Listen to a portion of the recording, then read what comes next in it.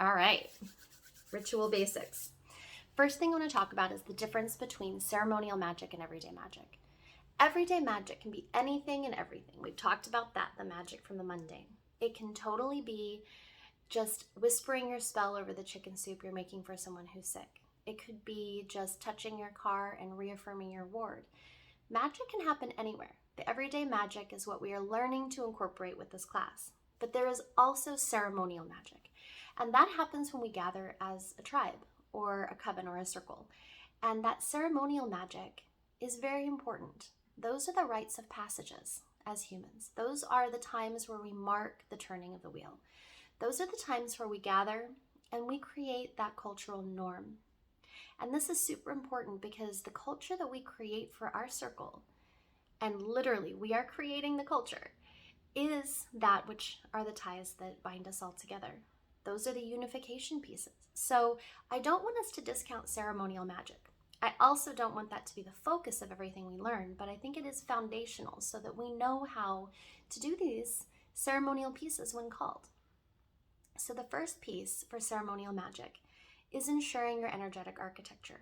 We've talked about that in past modules, but this particular time we want to talk about casting a circle. Now we cast a circle because there are no starts and stops. It's simply a bubble that we put around ourselves in order to work in the space and in order to have protection and in order to really define what we're doing separate from the other parts of the world. Now, ritual is super important because it puts us in the mindset, in the moment, in the present. Nothing exists inside or outside of that circle except what is necessary for that ritual. So casting the circle is the very first step. So you can cast the circle using your hand, your wand, your intention. You can use it with the pink bubble meditation. Cast your circle that way. Whatever calls to you and feels right.